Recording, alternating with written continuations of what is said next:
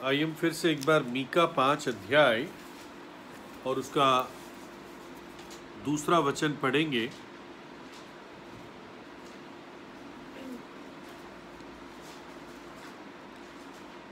हे बेतलहम एफ्राता, यदि तू ऐसा छोटा है कि यहूदा के हजारों में गिना नहीं जाता, तो भी तुझमें से मेरे लिए एक पुरुष निकलेगा जो इज़राइलियों में प्रभुता करने वाला होगा, और उसका निकलना प्राचीन काल से वरन अनादि काल से होता आया है। प्रभु जी, हम आपके वचन के लिए धन्यवाद देते हैं और प्रार्थना करते हैं कि आप वचन पर आशीष दीजिए और इस जीवन की रोटी को हमारे बीच में तोड़कर आप दीजिए और हमारी आत्मिक भूख को आप पूरा करें। हमें स्वर्गीय मन्ना दीजिए, छिपा हुआ मन्ना दीजिए और पवित्र आत्मा हमसे बातचीत करें। और प्रभु, हम उस महान प्रभु को जो अनादिकाल से था और जो हमारे बीच में आया उसको देख सकें। यीशु के लहू में आप मुझे पवित्र करें और इस सारे समय पर आशीष दीजिए। धन्यवाद देते हैं, प्रार्थना प्रभु यीशु के नाम में मांगते हैं, आमीन। तो हमने शुरुआत में देखा था बेतलहम एफ्राता के बारे में, बेतलहम के बारे में। और अगर आप थोड़ा सा ध्यान करते हैं तो जबकि बेतलहम छोटा था, लेकिन प्रभु उसको स्मरण करता है। प्रभु कहता है, हे बेतलहम एफ्राता।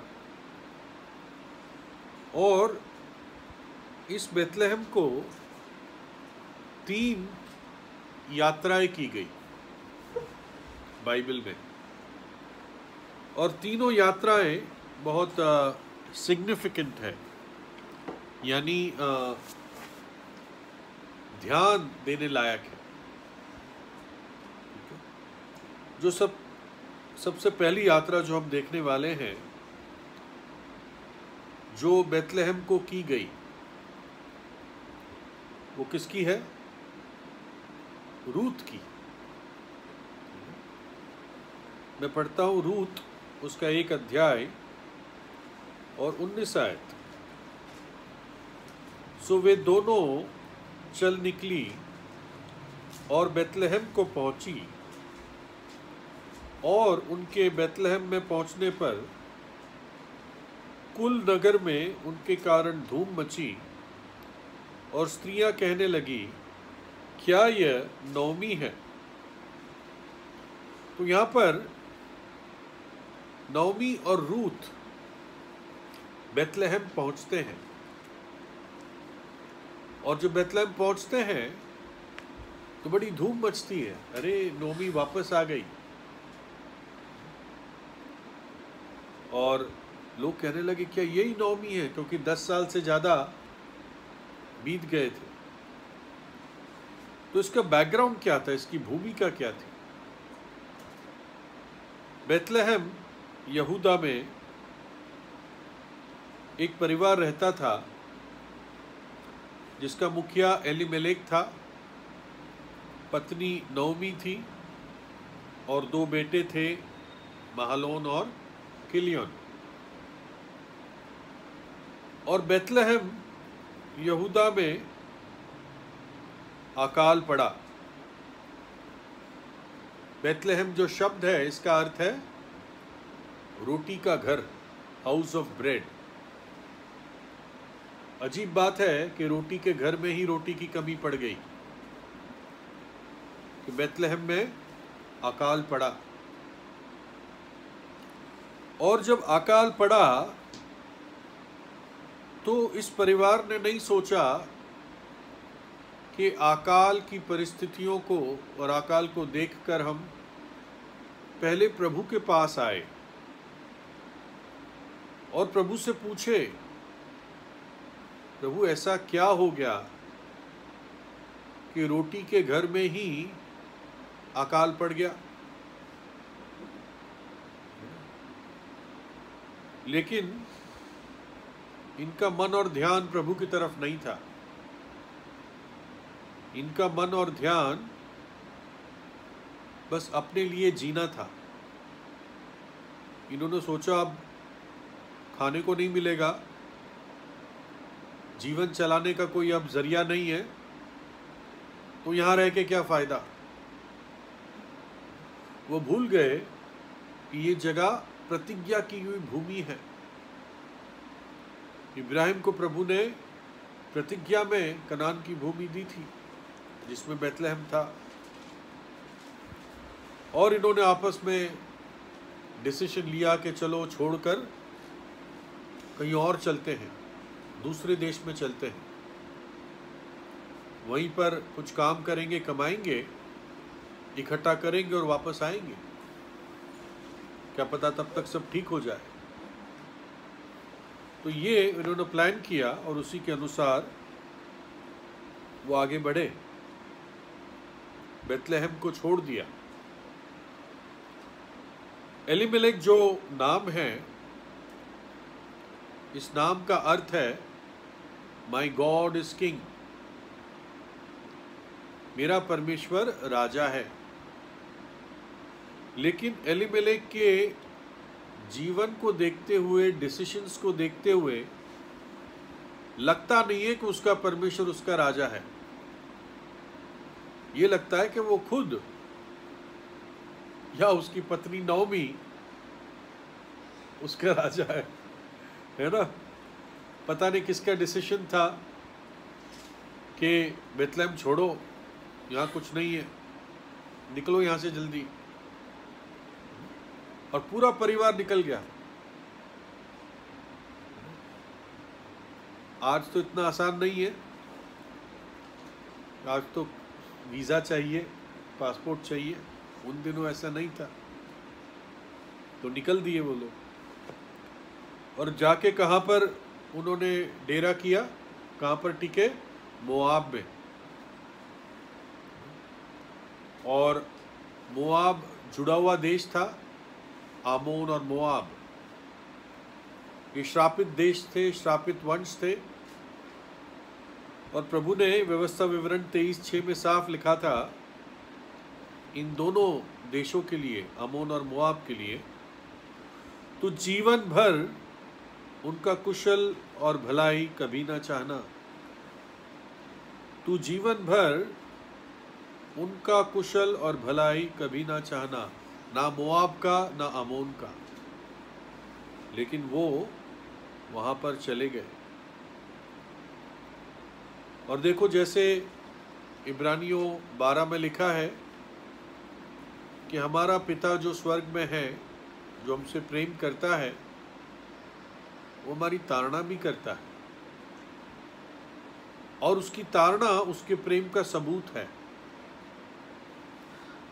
और इस परिवार में ताड़ना आई और एलीमेलेक मर गया। मोआब के पहुंचने से कुछ दिनों बाद, कुछ समय बाद एलीमेलेक मर गया। और तब भी नोमी ने वहीं रहने का निर्णय किया। उसने अपने जो दोनों बेटे थे उनकी शादियां कर दी मोआब में। मालोन और किलियन की शादियां हो गई और 2 बहुएं घर में आ गई। 5 मेंबर हो गए फिर।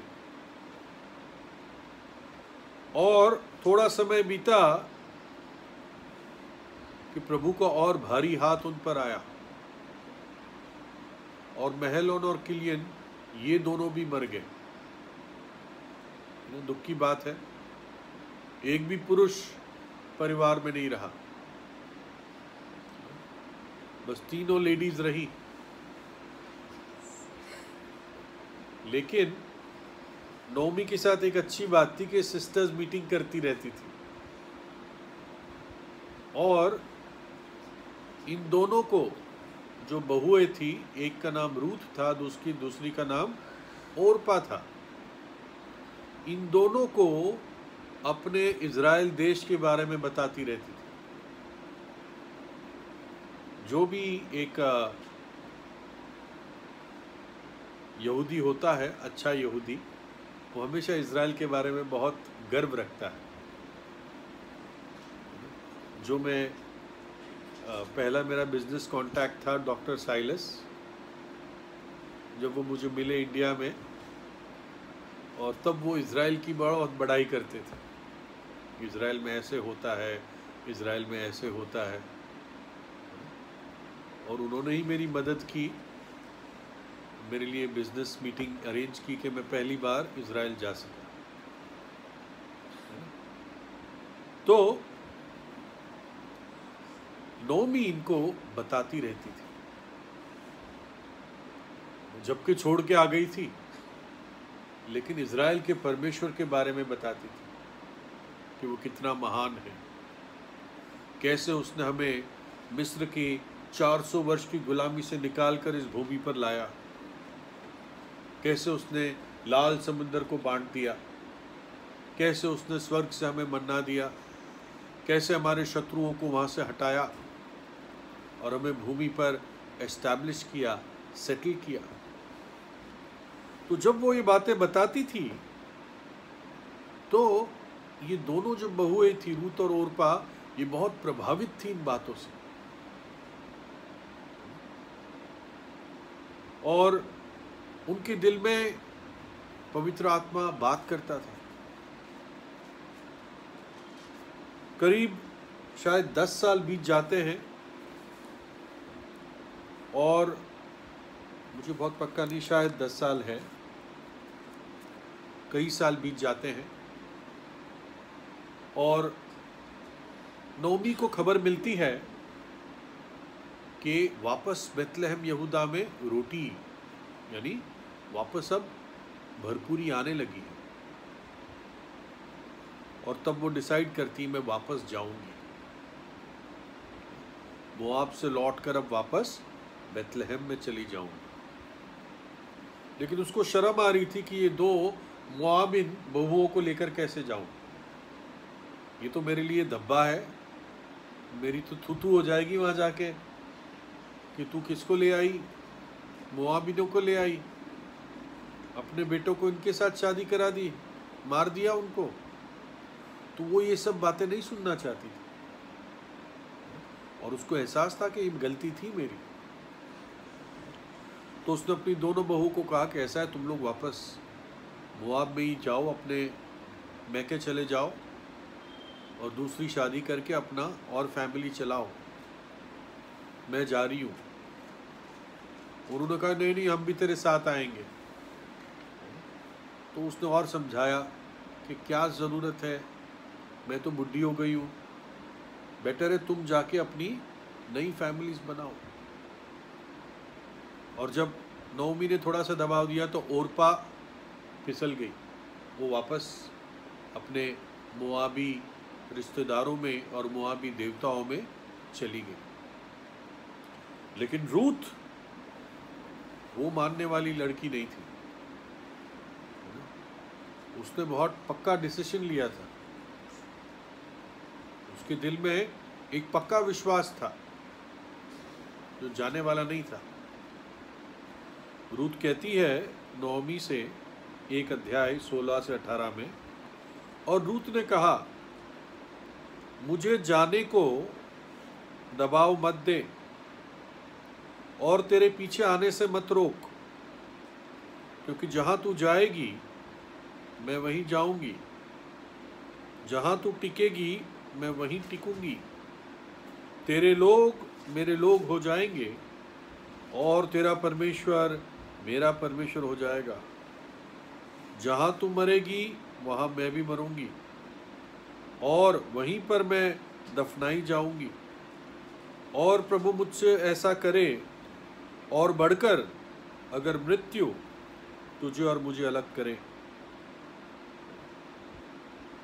और जब नोमी ने देखा कि ये अपने निर्णय में पक्की है, तो नोमी ने फिर उसको लौटने के लिए फिर मना नहीं किया। यानी नोमी ने देख लिया कि ये तो आएगी ही साथ में, और तब ये दोनों वापस लौटकर बैतलहम आते हैं। कैसे पवित्र आत्मा रूत से बातें करता रहा, कैसे रूत के मन में और हृदय में उस इज़राइल के यहोवा प्रभु का दर्शन उसने पाया। मानो प्रभु उसको, उसके हृदय को से बातें कर रहा था। प्रभु यीशु यूहन्ना 6:37 में कहता है, जो कुछ पिता मुझे देता है वो मेरे पास आएगा, और जो कोई मेरे पास आएगा मैं कभी भी नहीं निकालूंगा। जो कोई पिता मुझे देता है। हम जगत की उत्पत्ति से पहले चुने हुए हैं, इसलिए हम प्रभु के पास खींचे चले आए हैं। सब नहीं आ पाते, ये भेद है। उसी 6 अध्याय के 44 में प्रभु कहता है, कोई मनुष्य मेरे पास नहीं आता जब तक पिता जिसने मुझे भेजा है उसे ना खींचे। जब पिता किसी को खींचेगा वो ही व्यक्ति प्रभु यीशु के पास आ पाएगा। रूत ने जो बड़ा निर्णय लिया, नोमी को कहा तेरे लोग मेरे लोग हो जाएंगे और तेरा परमेश्वर मेरा परमेश्वर हो जाएगा, ये बहुत बड़ी बात थी, बहुत बड़ी बात थी।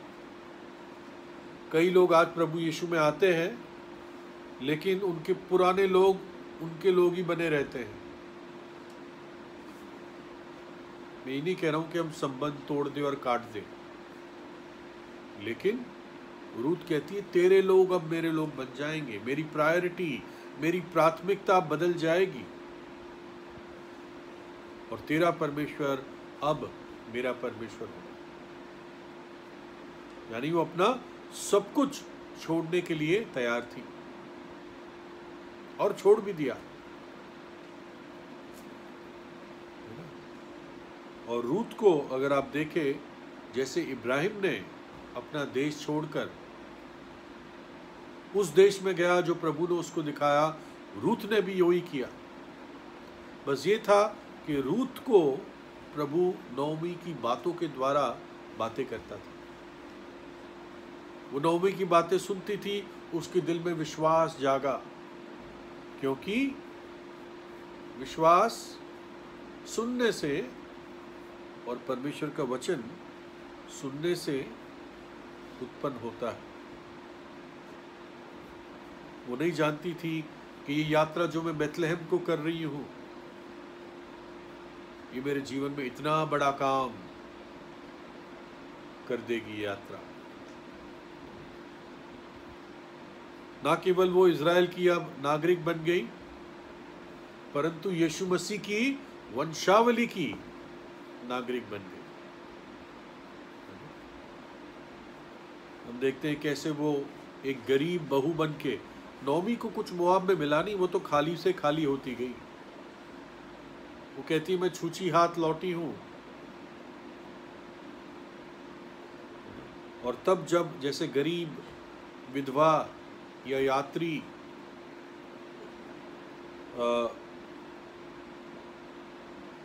या अजनबी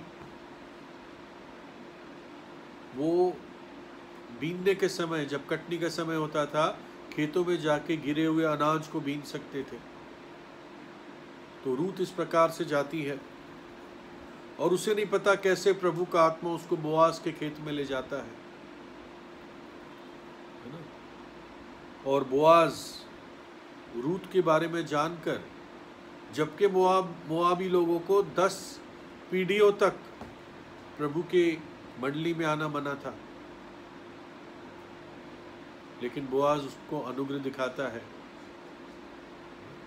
अपने सेवकों को कहता है 2:16 में, वरन मुट्ठी भर जाने पर कुछ कुछ निकल कर गिरा भी दिया करो और उसके बीनने के लिए छोड़ दो और उसे घुड़को मत। यानी कुछ अनाज जानबूझ के खेतों में डाल दो ताकि वो बीन सके, इकट्ठा कर सके और अपना पेट भर सके। जानबूझकर बोआज ने वो अनाज गिराने को कहा। और भजन 65 में लिखा है, अपनी भलाई से भरे हुए वर्ष पर तूने मानो मुकुट धर दिया है। तेरे मार्गों में उत्तम उत्तम पदार्थ पाए जाते हैं। Thou crownest the year with thy goodness, and thy paths drop fatness. Drop शब्द यूज किया गया है कि प्रभु हमारे मार्ग में उत्तम उत्तम पदार्थ गिराता है, देता है, और पूरे वर्ष भर अपनी भलाई का मुकुट पहनाता है ना? और ऐसे ही रूत के लिए प्रभु ने किया। ये पहली यात्रा जो बैतलहम को हुई, जब रूत को इज़राइल का सच्चा परमेश्वर प्राप्त हुआ। फिर हम देखते हैं दूसरी यात्रा जो बैतलहम को हुई। पढ़ो मेरे साथ पहला शमूएल 16 अध्याय, पहला शमूएल 16 अध्याय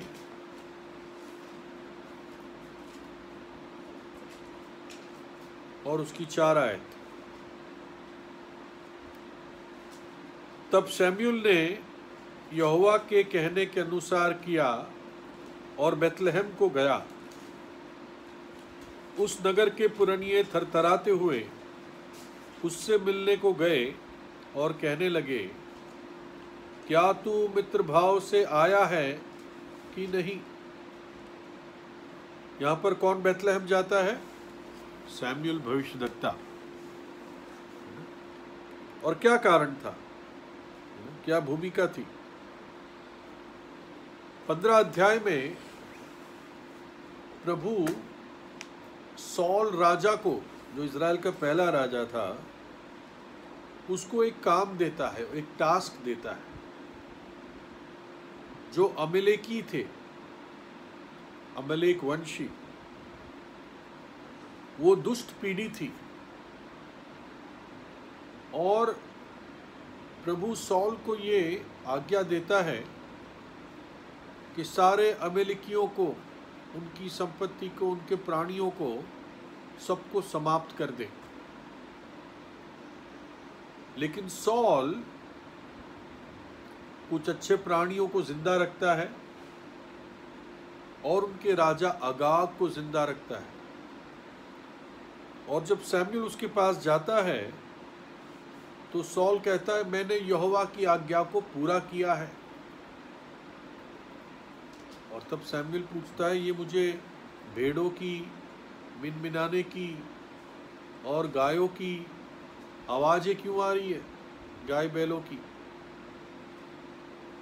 सौल कहता है, तो अच्छे अच्छे प्राणी मैंने रखे हैं बलिदान में चढ़ाने के लिए। और तब शमूएल उसको कहता है कि ऐसे नहीं होता है। प्रभु की आज्ञा ऐसे आधे मन से नहीं मानी जाती। बहुत कठोर शब्द शमूएल यूज करता है।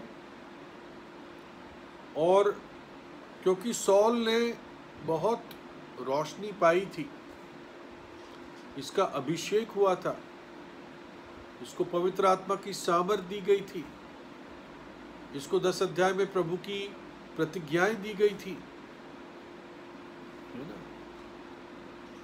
और जिसको ज्यादा रोशनी मिलती है उससे ज्यादा हिसाब भी मांगा जाएगा। तो लिखा है पहला शमूएल 15 अध्याय 22 से 23 में, शमूएल बड़े गंभीर और कड़े शब्द सौल को बोलता है।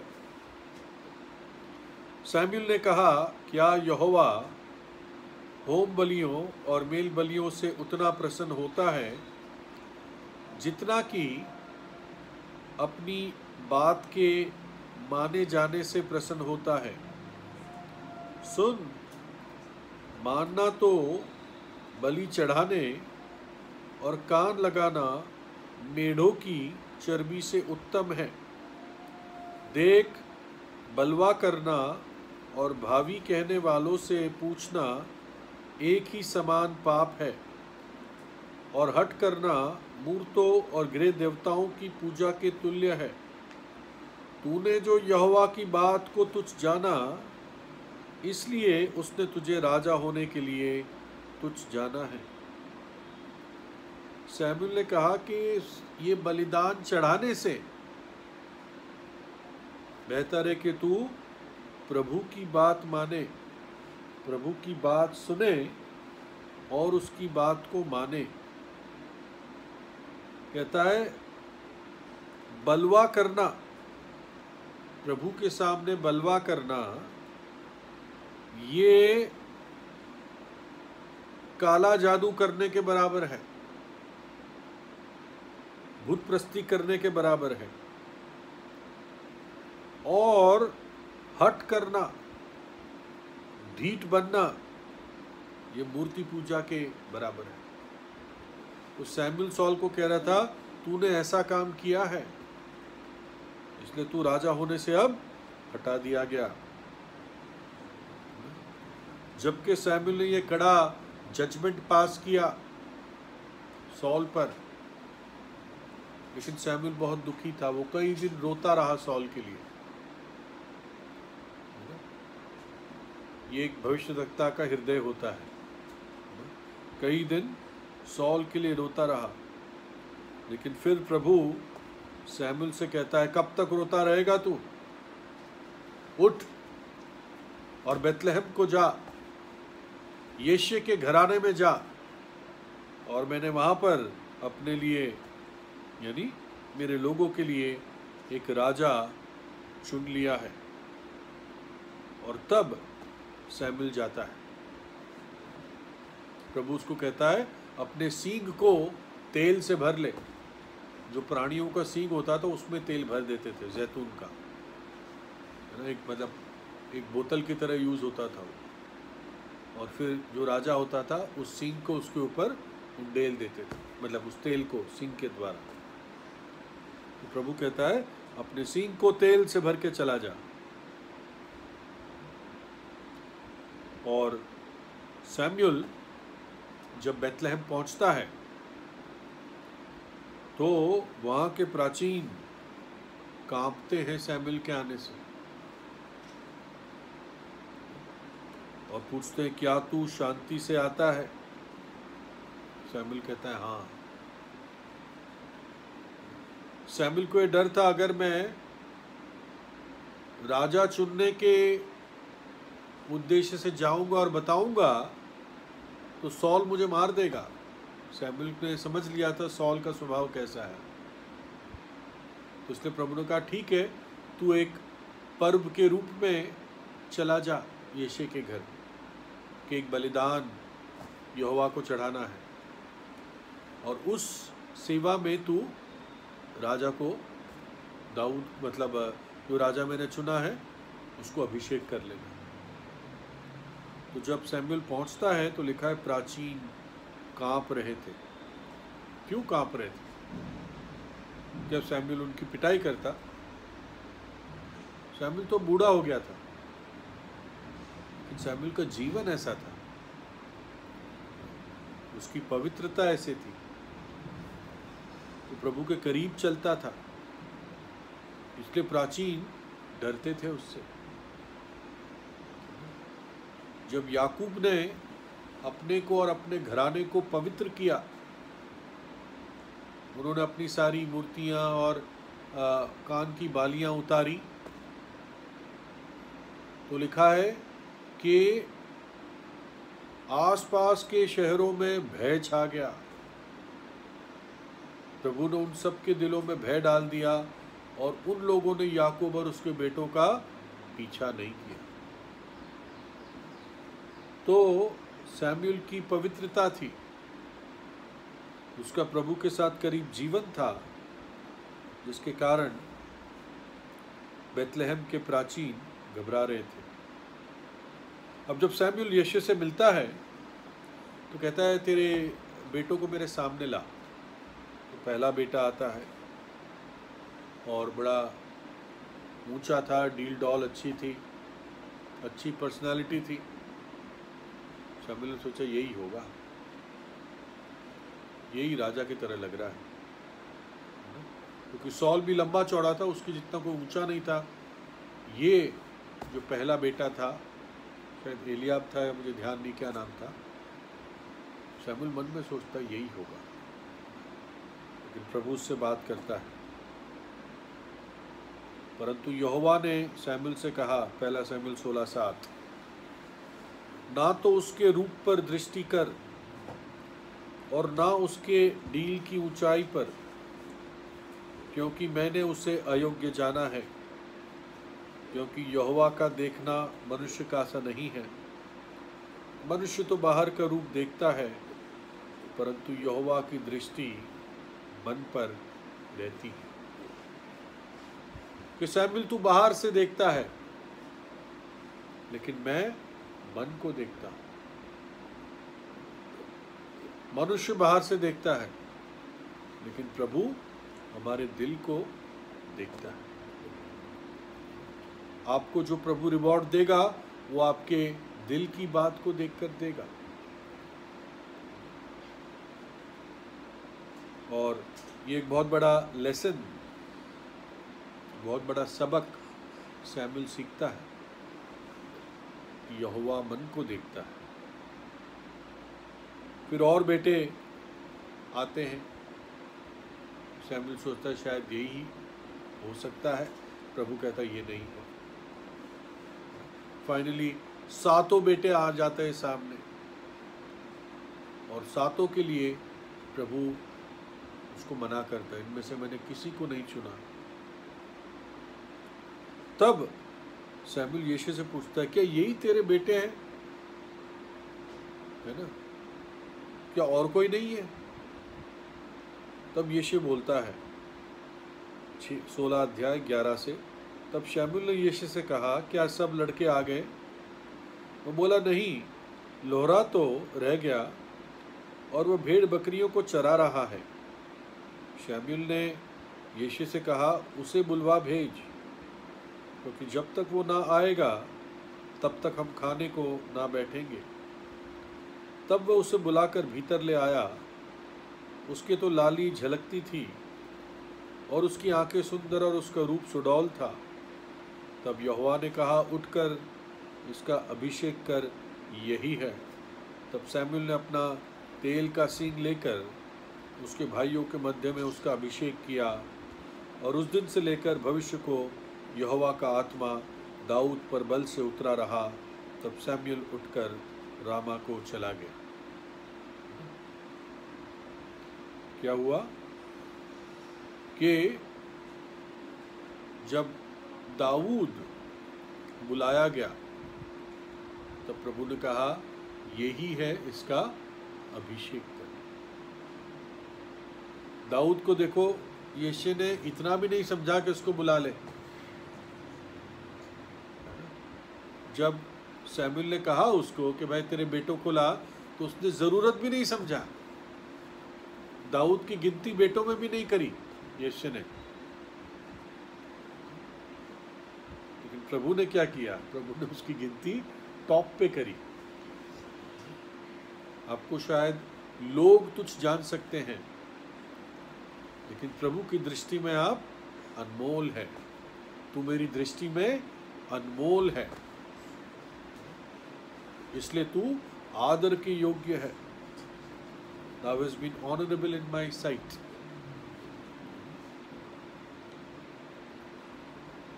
और हम देखते हैं कि कैसे प्रभु ने उसको एक इतने छोटे स्थान से चुनकर एक इतने बड़े स्थान पर लाया। भजन 78, 70 और 71 में लिखा है, फिर उसने अपने दास दाऊद को चुनकर भेड़शालाओं में से ले लिया।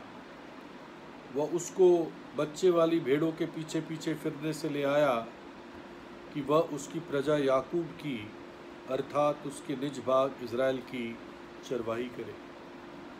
पहले भेड़ों की चराई करता था, अब प्रभु उसको अपने लोगों की चराई करने के लिए बुला कर लाया। और ये कैसे हुआ?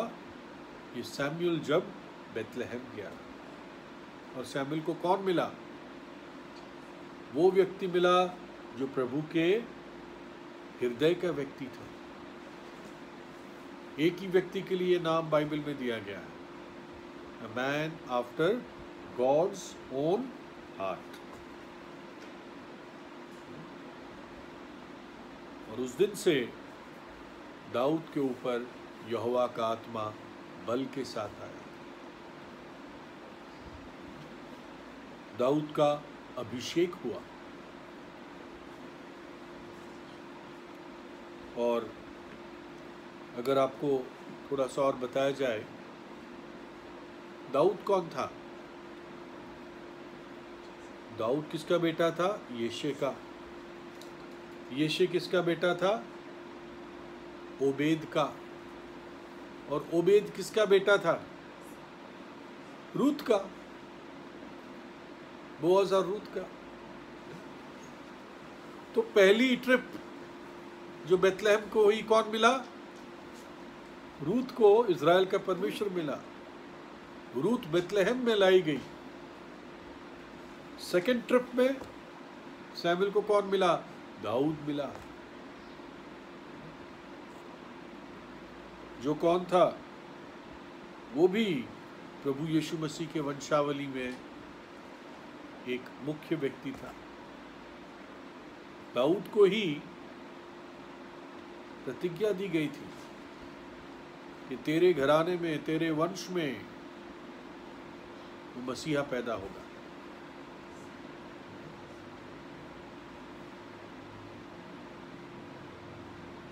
और जो तीसरी और आखिरी ट्रिप बेथलेहम को हुई, वो पढ़ते हैं लूका 2 अध्याय, 10 मिनट में खत्म कर देंगे। लूका 2 अध्याय और 4 आयत।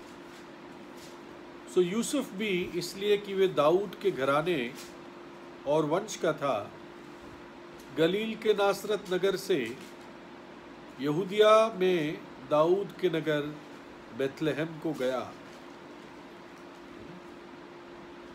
कौन गया? यूसुफ और मरियम नासरत को छोड़कर बेथलेहम को गए। हमने पहले देखा था क्यों गए। क्योंकि लूका 2:1-3 में लिखा है, उन दिनों में अगस्तस कैसर की ओर से आज्ञा निकली कि सारे जगत के लोगों के नाम, सारे जगत यानी जहाँ पे रोमी राज था, सारे जगत के लोगों के नाम लिखे जाएं। यह पहली नाम लिखाई उस समय हुई जब क्रिचनियुस सूरिया का हाकिम था, और सब लोग नाम लिखवाने के लिए अपने अपने नगर को गए। तो यूसुफ क्यों गया बेथलेहम? क्योंकि वो दाऊद के घराने का था, और दाऊद बेथलेहम का था। दाऊद का नगर कहलाता था ये। और क्योंकि मरियम उसके साथ थी, तो ये दोनों यूसुफ और मरियम पति पत्नी बेथलेहम पहुंचते हैं। और उस भविष्यवाणी को पूरा करने के लिए जो मीका 5:2 में हमने पढ़ी कि हे बेथलेहम एफ्राता, तू जो यहूदा में छोटा गिना जाता है, यहूदा के हजारों में, तुझ में से एक ऐसा पुरुष उत्पन्न होगा जो अनादिकाल से है। अनंत काल का परमेश्वर पुरुष होकर तुझ में आएगा, बेथलेहम में आएगा। वो बालक के रूप में जो उस कुंवारी के जरिए जन्मा, वो पुत्र जो उस दिन बेथलेहम में जन्मा। और ये कौन था? इंग्लिश में बहुत सुंदर इसका फ्रेज है, the greater son of David. दाऊद के बहुत सारे पुत्र थे, लेकिन ये कौन था? दाऊद का महान पुत्र। रूत का बेटा ओबेद, ओबेद का बेटा यिशै, यिशै का बेटा दाऊद। रूत की कहानी बेथलेहम से जुड़ी हुई, दाऊद की कहानी बेथलेहम से जुड़ी हुई, और प्रभु यीशु की कहानी बेथलेहम से जुड़ी हुई। और आज मतलब इस घटना में जब वो बेथलेहम पहुँचे और जो समय निकट आया तो उसी बेथलेहम में दाऊद का महान पुत्र जन्मा, और वो उस चरनी में जन्मा। क्यों? क्योंकि लोग इतने आए हुए थे बाहर से, कोई भी जगह नहीं थी। ऐसा नहीं था कि लोगों ने देख के मना किया, ऐसा नहीं था। सब होटल भर गए थे क्योंकि लोग नाम लिखाई के लिए, रजिस्ट्रेशन के लिए आए हुए थे।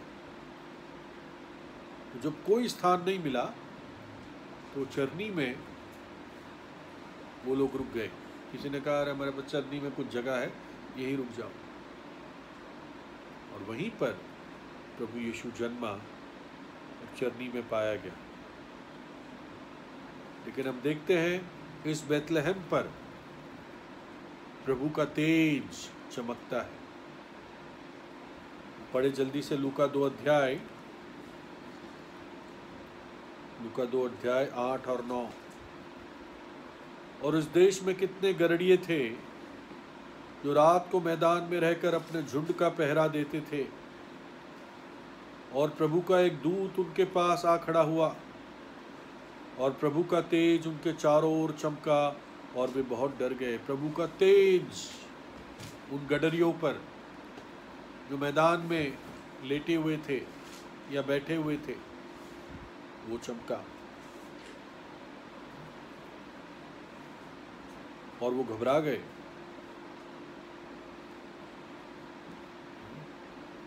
एक बात और पता चलती है क्यों प्रभु यीशु का जन्म दिसंबर में नहीं था, क्योंकि गडरिये मैदान में थे।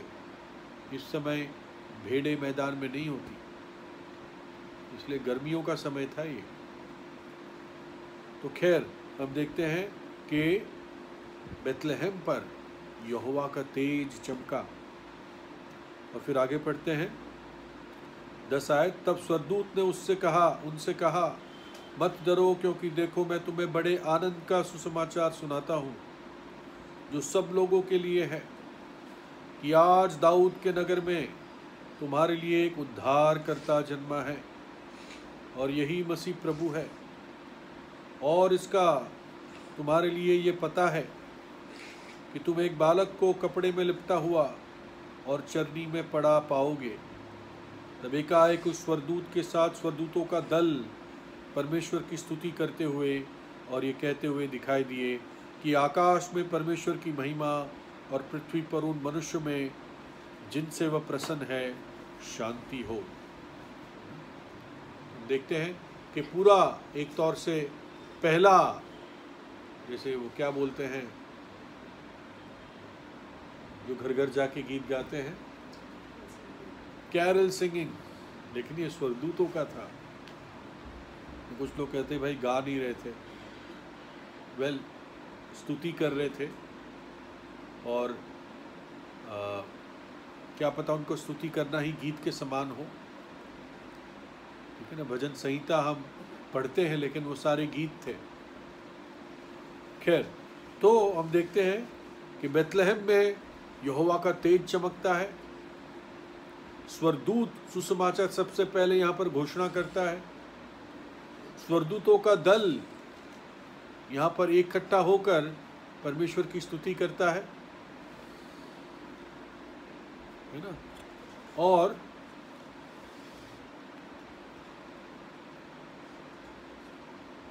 प्रभु यीशु को चरवाहे जाकर जैसे उन्होंने कहा था उनको मिलता है। और फिर पूरब से वो बुद्धिमान लोग आते हैं, इसको हिंदी में ज्योतिष कहा गया है। लेकिन एक बात नोटिस करो, बस खत्म कर रहे हैं।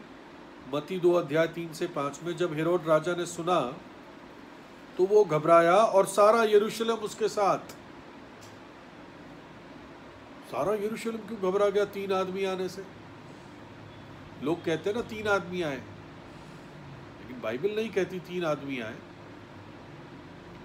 जॉन मैकार्थर कहते हैं कि ये पूरा झुंड आया था पूरब से, बाबुल के इलाके से। ये मैगी लोग थे जो डैनियल के टाइम में थे, जिनकी जान बची थी डैनियल के स्वप्न का अर्थ बताने से। उन्होंने डैनियल से वचन की कॉपी पाई थी और गिनती की पुस्तक से जाना था कि एक तारा इस प्रकार से याकूब के गोत्र मतलब याकूब के घराने से उदय होगा। वो तारा देखते देखते आए थे। ये किंग मेकर्स थे, राजा बनाने वाले लोग थे। ये राजा बनाने वाले लोग थे,